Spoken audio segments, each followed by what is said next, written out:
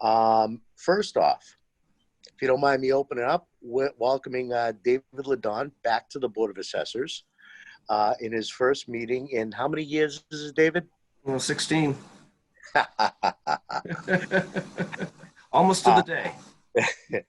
I'm sure David's guidance, advice, and counsel will be invaluable to our board.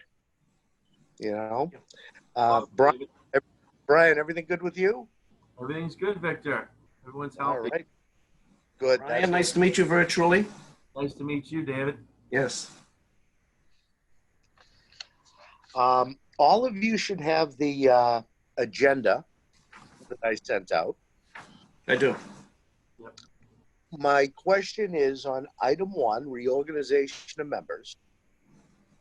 Would you like to wait until we have a full board meeting down the road to reorganize, or do you gentlemen have any thoughts on it?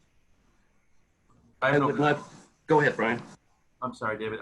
Victor, I have no preference. I've been using Zoom for work for months now, so I'm completely content using Zoom to discuss and review and go over, but it's completely up to you.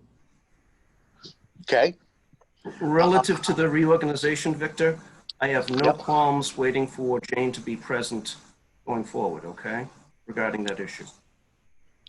Okay, so then if the two of you agree, let's put a pin in reorganization of members for the time being.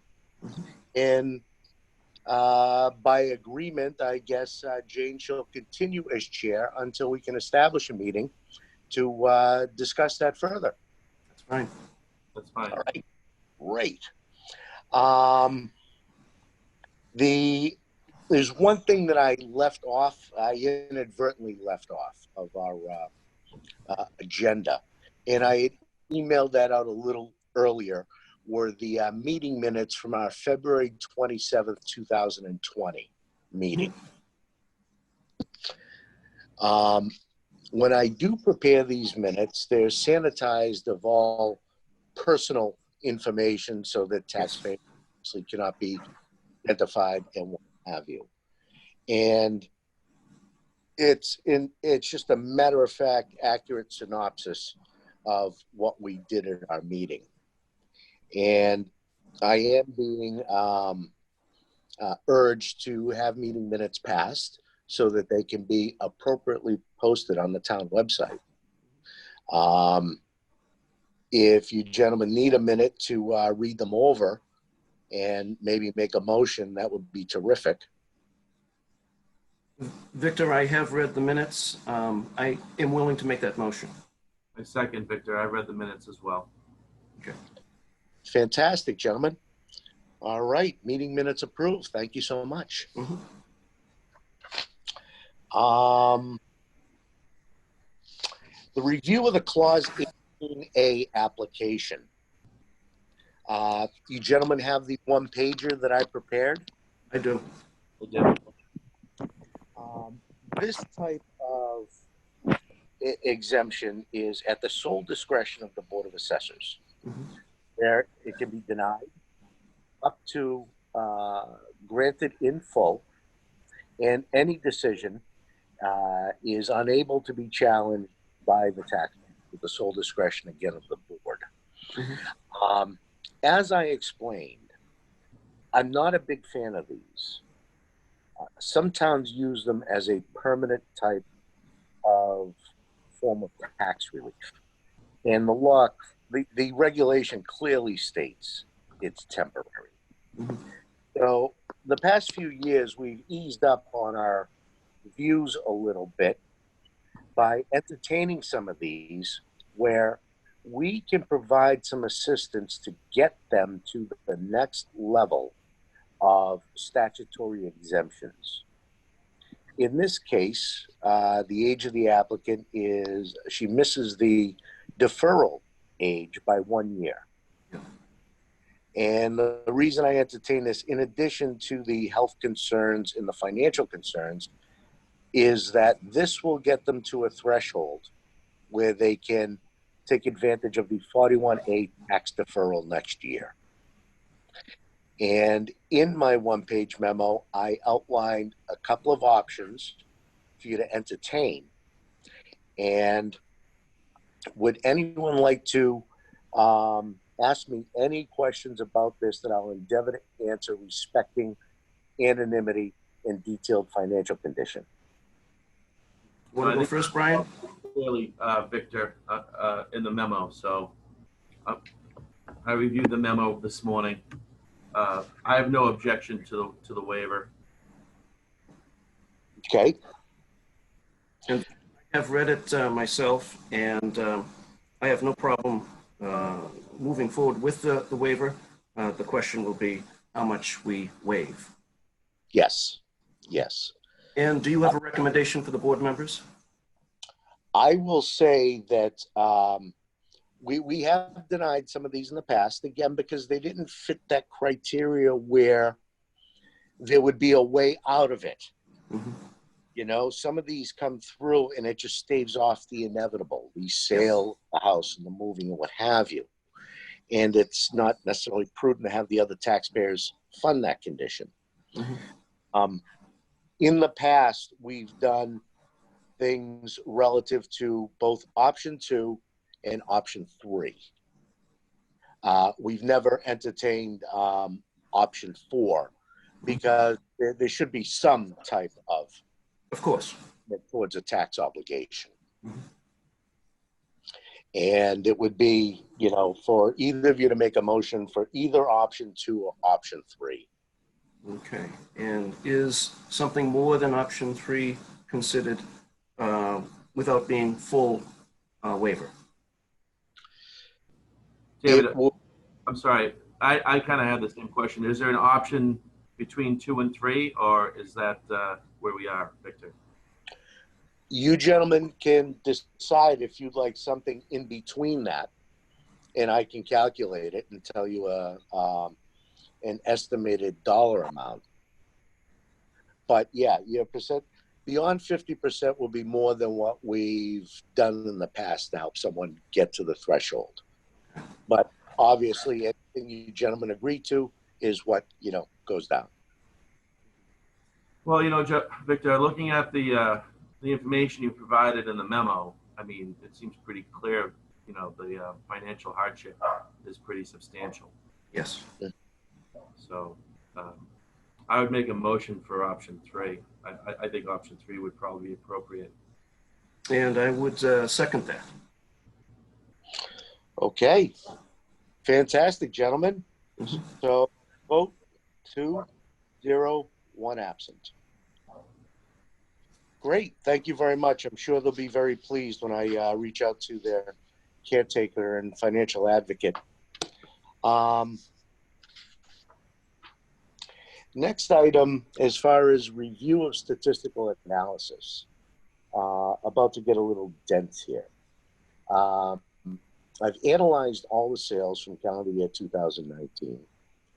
And basically the two things that we look at are both the assessment to sales ratio and our coefficient of dispersion.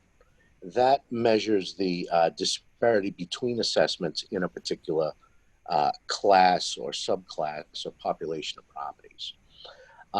After all sales were analyzed and adjusted based on MLS listings and physical reviews of some of the statistical outliers and changes made to those properties,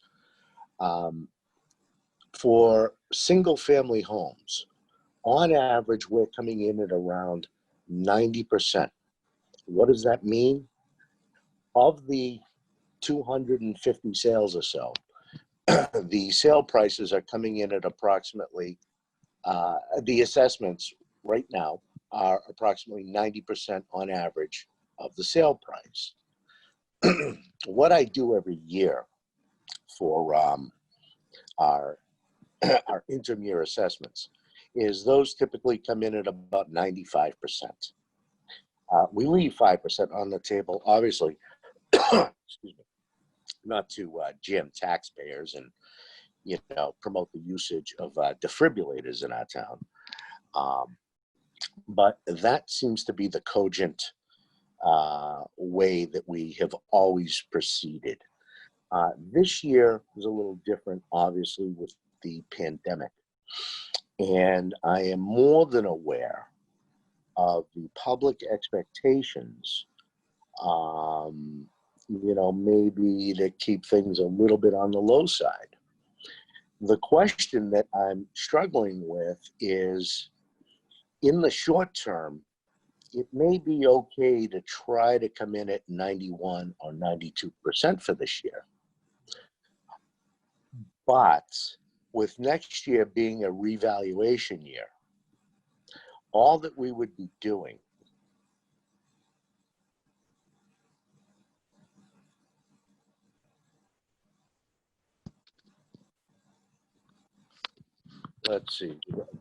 passing a larger increase onto taxpayers the following year. There is a certain expectation in the community that COVID has impacted sale prices. Well, the reality is COVID did not occur during our period that we analyzed, which was calendar year 2019. And I am reviewing the first half year sales of calendar year 2020. And so far in both my communities, I'm unable to discern any significant impact due to the virus. I've been going back and forth with what I want to do with values, and I keep coming back to, I believe that, the 95% ratio, as we've always done, is the cogent tact, particularly the way our board explains things to the public. I think they'll understand. Artificially keeping one class of values a little bit lower and what have you, I don't think is the way to do things. Hence the transparency that we've developed over the past decade. Yes. Any thoughts or discussion? Brian? Well, I think it's kind of hard to, from what you're saying, I think that's probably a fair analogy, or analysis rather, seeing that you don't have the numbers from the COVID. So, it's kind of a little bit of an unknown, but based upon, your experience and our experience in the past in terms of the values, I think that's probably a safe analysis at this point. The only question I would have is, how does it impact in the future going forward? It leaves the door open for further adjustment down the road if things continue to spiral. Mm-hmm. Mm-hmm.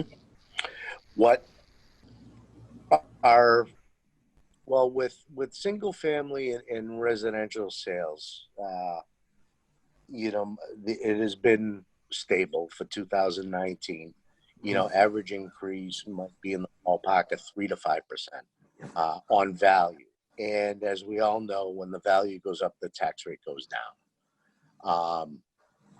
The commercial sector, I do think we'll get a lot of abatement applications this year, regardless of what we do, simply because of COVID.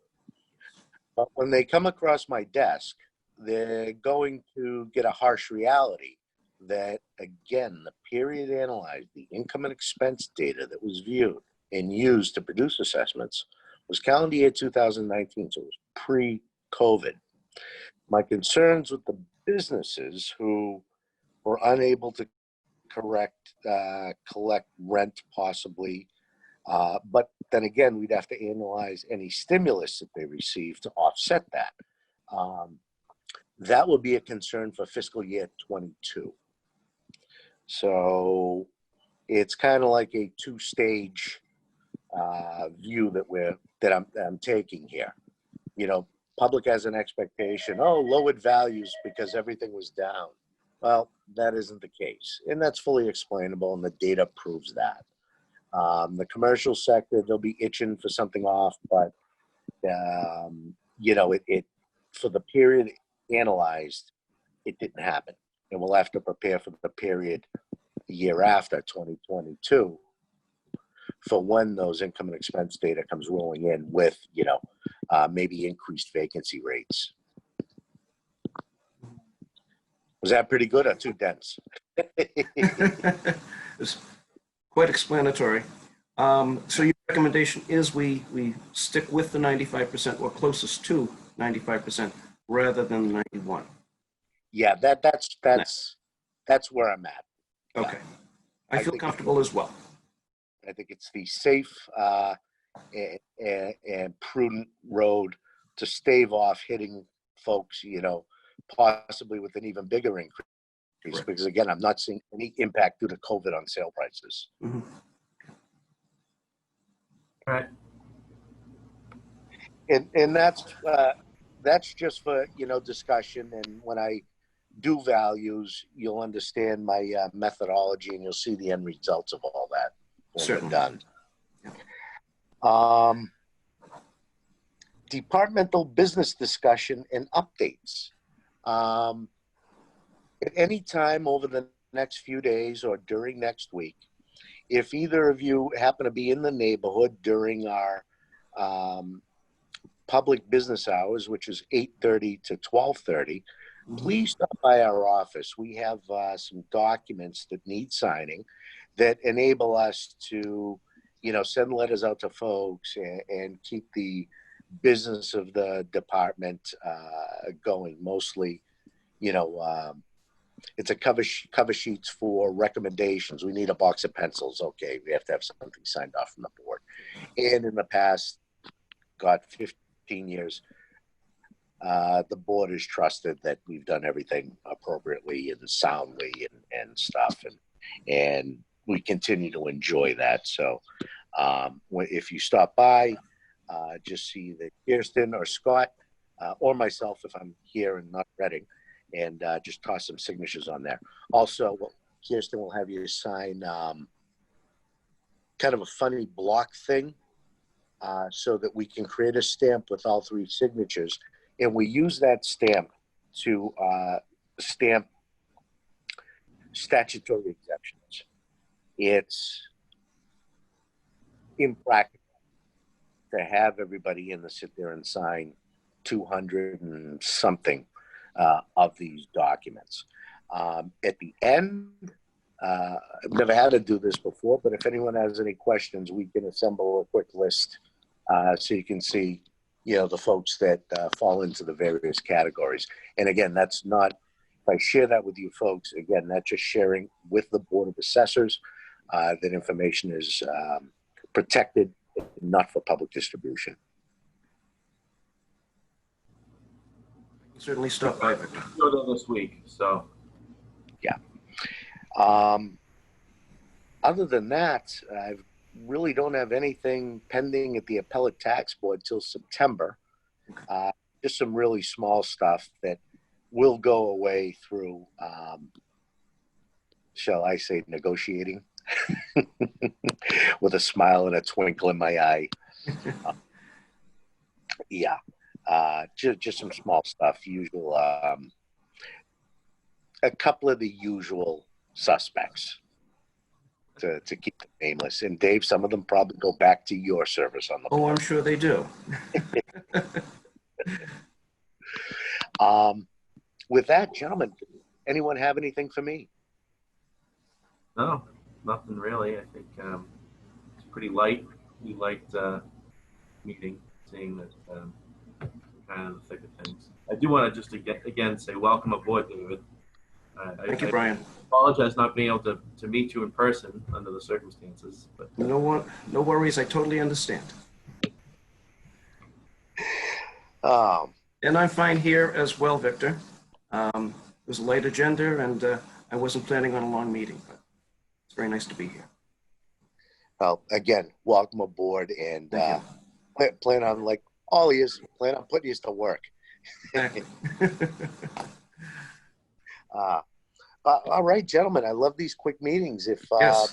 there's a motion to adjourn out there, I will make the motion. second that. fantastic. All those in gentlemen. favor? Aye. Take care, everyone. Bye now. Thank you. Take care. Thank you so much, gentlemen. Stay well. Enjoy your day.